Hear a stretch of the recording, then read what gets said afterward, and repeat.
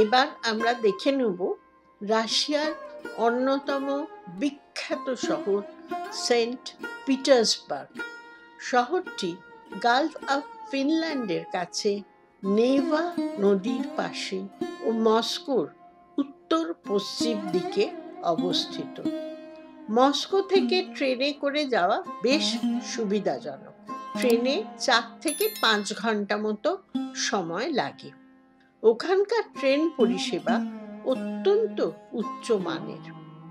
এই যাত্রাপথে কোনো এক স্টেশনে ট্রেনটি থামলে দেখলাম শুকনো মাছ, কিছু তাজা ফল ইত্যাদি বিক্রি হচ্ছে। আমরা লোভ সামলাতে না পেরে আগে পরে কোনো কথা না ভেবে বিদেশের ট্রেন থেকে নেমে পড়লাম কিছু কেনার উদ্দেশ্যে। এই বেরিগুলি কিনেছিলাম, একেবারেই ঠকিনি, ভীষণ ভালো খেতে। সেন্ট পিটার্সবার্গের মস্কোভস্কি রেলওয়ে স্টেশনের কাছে নেভস্কি প্রসপেক্টে আমাদের থাকার জায়গাটি ছিল স্টেশনের খুব কাছে। সেন্ট পিটার্সবার্গ শহরটি বেড়ে উঠেছে নেভা নদীর অজস্র উপনদী ও খালের পাশে পাশে। এমন অবস্থানের কারণে শহরটি অসম্ভব সুন্দর তো বটেই, শহরটি উত্তরে ভেনিস নামেও খ্যাত।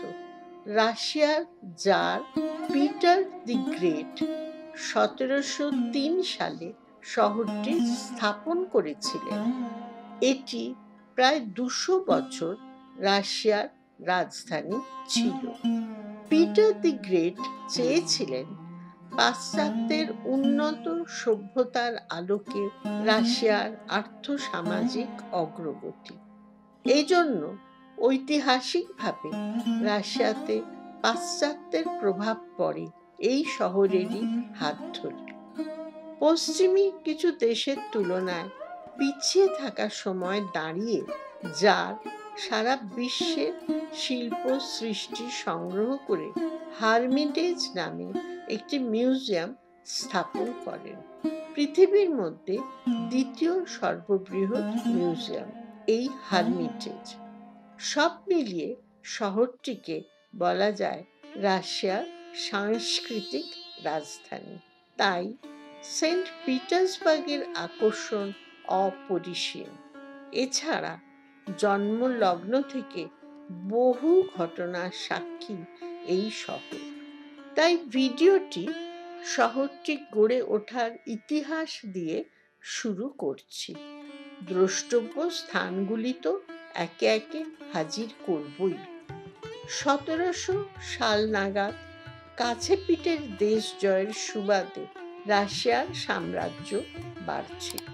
এমন আবহে ওই সময় রাশিয়ার জার পিটার দি গ্রেট ওখানকার সনাতন খ্রিস্টান চার্চের পুরোধা ঋষিতুল্য সেন্ট পিটারের নামে সেন্ট পিটার্সবার্গ শহরে গোড়াপত্তন করেন।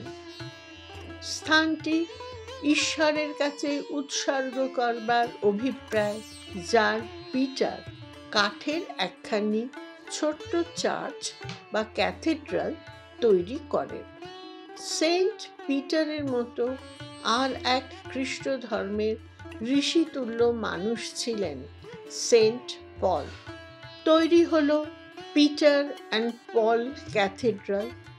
সময়টি ছিল 1712 থেকে 1733 সাল।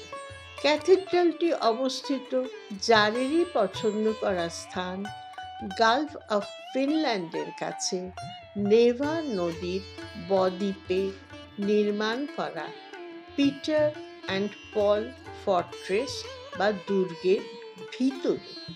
ঝকঝকে সোনালি রঙের চূড়া নিয়ে মাথা উঁচু করে দাঁড়িয়ে থাকা ফর্ট্রেস সহজেই ট্যুরিস্টদের আকর্ষণ করবেই, জানান দেবে তার উপস্থিতি।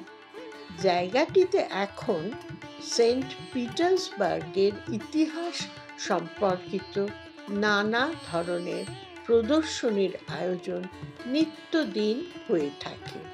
ফর্ট্রেসের দেওয়ালের কারুকার্য দেখতে দেখতে নিজের অজান্তে অনেকটা সময় চলে যাবে। ভিতরে এমন অপূর্ব কারুকার্যের ধর্মীয় স্থান পরিদর্শন স্বাভাবিকভাবে দর্শকদের আনন্দ দেয়। এবার দেখব এই সময়ে প্রায় 150 বছর পর তৈরি হওয়া আর একটি চার্চ, যার নাম church on the spelled blood. চার্চের নামটি তো অদ্ভুত, অতএব এটি আমাদের দেখতেই হবে। তবে চার্চ দেখার আগে শুনুন এমন নামের অন্তরালের কাহিনী। রাশিয়াতে তো জার পরম্পরার শাসন চলছিল। এর মধ্যে পিটার দ্য গ্রেট এর চালু করা রাশিয়ার চিন্তা ভাবনা বা কৃষ্টিতে পাশ্চাত্য দেশগুলির থেকে আধুনিক চিন্তার বিস্তার হচ্ছে। আবার জারেদের বিরুদ্ধে অসন্তোষ ঘনীভূত হওয়াও অস্বাভাবিক কিছু ছিল না। যাই হোক, আসব দ্বিতীয় আলেকজান্ডারের সাম্রাজ্যকালে, যেটা ছিল 1855 থেকে 1881 সাল পর্যন্ত। তিনি শতপ্রণোদিত হয়ে রাশিয়ার মোট জনগণের 1/3 সংখ্যক দাসকে তিনি মুক্ত করেন।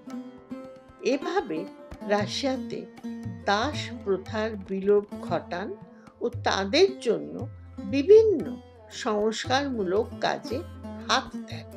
এর জন্য তিনি আলেকজান্ডার দি লিবারেটর নামে পরিচিত। ইতিহাসে দাস প্রথার অবসানে রাশিয়ার এমন অবদান নিশ্চয় স্থান পেয়েছে। কিন্তু আশ্চর্যের বিষয়, 1881 সালের 1 মার্চ একটি সন্ত্রাসবাদী শক্তির অতর্কিত আক্রমণে এই জার অর্থাৎ দ্বিতীয় আলেকজান্ডারের মৃত্যু হয়। তার পুত্র তৃতীয় আলেকজান্ডার তখনই ওই অকুস্থলে একটি চার্চ তৈরির সিদ্ধান্ত নেন। চার্চটির অস্বাভাবিক নামের উৎপত্তি নিশ্চয় বোঝা গেল। তৃতীয় আলেকজান্ডার তার নিজস্ব চিন্তা ভাবনা অনুসরণ করে church on the spelled blood এর নকশা স্থির করেন। তখন রাশিয়াতে চালু হয়ে যাওয়া রাশিয়া ও পাশ্চাত্যের সংমিশ্রণে বিভিন্ন নকশার পরিবর্তে তিনি রাশিয়ারই ঐতিহ্যগত ধ্রুপদী স্থাপত্য পছন্দ করেন। চার্চটিতে মিল পাবেন মস্কোর রেড স্কোয়ারে সেন্ট বেসিল ক্যাথেড্রালের আদল, যেটি আপনারা আমাদের আগের ভিডিওতে দেখেছেন। এখানে অন্যান্য চার্চে যেসব স্বাভাবিক ধর্মীয় ও সামাজিক কাজকর্ম হতো সেগুলি করাও নিষিদ্ধ ছিল। বিশ্বযুদ্ধে জায়গাটির অনেক ক্ষয়ক্ষতি হয়, পরে জায়গাটিতে সংস্কার করা হয়। আজ এটি এই শহরের অন্যতম বিশেষ আকর্ষণীয় স্থান। এখানে মোজাইকের মাধ্যমে বিভিন্ন ঘটনাবলীর চিত্ররূপ অত্যন্ত দক্ষতার সাথে ফুটিয়ে তোলা হয়েছে। জায়গাটিকে অসম্ভব ভিড় হয়। যখন গেলাম তখন প্রচুর বৃষ্টি আর প্রচুর মানুষ, বাইরে থেকেই দেখতে হলো। আপনারা কিন্তু হাতে সময় নিয়ে যাবেন, এমন শিল্প কাজ না দেখলে অতৃপ্তি থেকে যাবে। সেন্ট পিটার্সবার্গে আর একটি ধর্মীয় স্থান, যার নাম কাজান ক্যাথেড্রাল, সেটি দেখিয়ে এই পর্বটি শেষ করব। এই ক্যাথেড্রালটির নির্মাণ কাজ রাশিয়ার নামকরা স্থপতিকার ও অঙ্কন শিল্পীর দ্বারা 1811 সালে শেষ হয়। এটি রাশিয়ার সনাতন খ্রিস্ট ধর্মের মত অনুসারে পরিচালিত হতো। 1812 সালে নেপোলিয়ন রাশিয়া আক্রমণ করে। নেপোলিয়ন পরাজিত হন আর দেশপ্রেমিক যুদ্ধ জয়ের পর ক্যাথেড্রালটিকে বিজয়ের স্মারক হিসাবে রাশিয়ায় দেখা হতো। ক্যাথেড্রালের বিশাল ব্রোঞ্জের দরজা, অভ্যন্তরে সাজানো সেরা রাশিয়ান শিল্পীদের হাতে তৈরি অসংখ্য ভাস্কর্য এবং পেইন্টিং দেখবার মতো। কাজান ক্যাথেড্রালকে হেলসিঙ্কি ক্যাথেড্রালের নিও ক্লাসিক্যাল শৈলীর মডেল হিসেবে বিবেচনা করা হয়। এই তিনটি ঐতিহাসিক ও অপূর্ব দৃষ্টিনন্দন চার্চ আপনাদের সামনে আনলাম। এগুলি দেখবার সময় আশা রাখি আমাদের এই ভিডিও আপনাদের সাহায্য করবে এবং ভালো লাগবে।